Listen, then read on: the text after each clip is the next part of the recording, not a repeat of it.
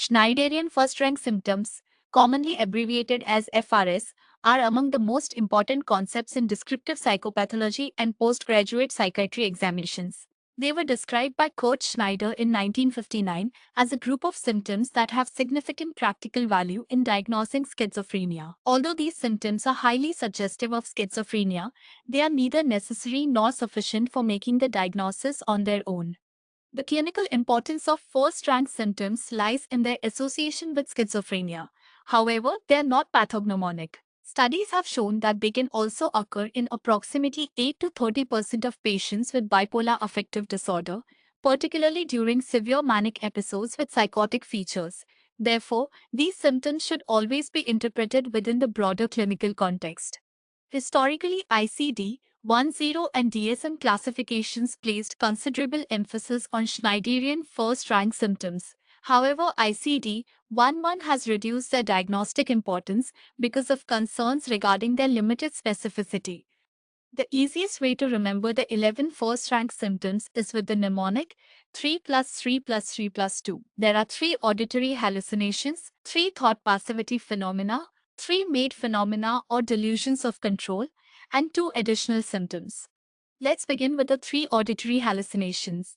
The first is audible thoughts, also known as thought echo. In German, this is called Gedankenlautwerden, and in French, Chant de la Pense. The patient hears their own thoughts spoken aloud just before, during, or immediately after thinking them. It is as though their silent thoughts have become audible. The second symptom is voices arguing. The patient hears 2 or more voices discussing or arguing with each other, usually referring to the patient in the third person. For example, one voice may say, "He is lying," while another replies, "No, he is telling the truth." The third auditory symptom is voices giving a running commentary. In this phenomenon, voices continuously describe the patient's actions as they occur. For example, the patient may hear a voice saying, "She is opening the door," or "He is now peeling a potato." The next group consists of 3 thought passivity or thought alienation phenomena. These symptoms reflect a breakdown of the normal boundary between the self and the external world. The first is thought withdrawal. The patient believes that thoughts are being removed from their mind by an external force, often leaving the mind completely blank. The second is thought insertion. Here, the patient believes that thoughts entering their mind are not their own, but have been implanted by another person, an organization, or some external agency. The third is thought broadcasting. In this symptom, the patient believes that their thoughts are escaping from their mind and becoming available to other people, perhaps through telepathy, radio waves, or other means. The third group consists of the mate phenomena, also known as delusions of control or passivity experiences. In these conditions, patients experience themselves as passive recipients of external influence.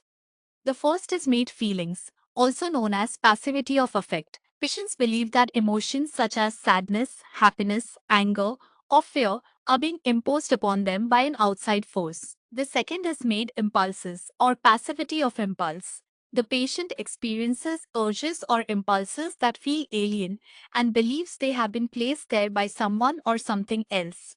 The third is made volitional acts, also called passivity of volition. Patients feel that their movements and actions are being controlled by an external agency. They may describe themselves as being like a puppet controlled by invisible strings. The final category consists of 2 additional first-rank symptoms. The first is somatic passivity.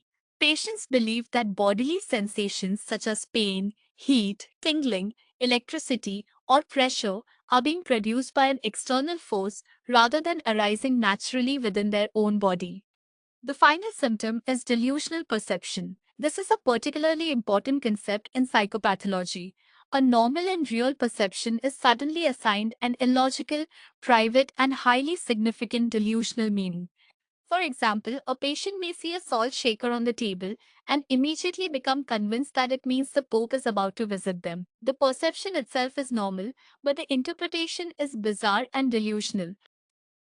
When assessing first-rank symptoms, the psychiatrist should use the phenomenological method. The goal is not merely to identify the content of the patient's beliefs, but to understand the form of the experience. For example, instead of simply asking whether the patient hears voices, ask, "Do you ever hear 2 people talking about you?" To assess thought passivity, ask, do you ever feel that thoughts are taken out of your mind? To assess passivity or volition, ask, do you ever feel like a puppet whose actions are being controlled by someone else? These carefully structured questions help identify the underlying psychopathological phenomenon rather than simply documenting symptoms.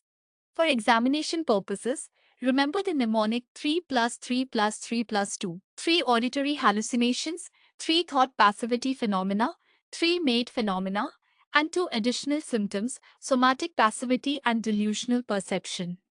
Also remember that first-rank symptoms are not specific to schizophrenia and may occur in bipolar mania. Finally, when discussing thought echo in a Viva examination, mentioning the original German term Gedankenlautwerden often earns additional credit because it demonstrates familiarity with classical descriptive psychopathology.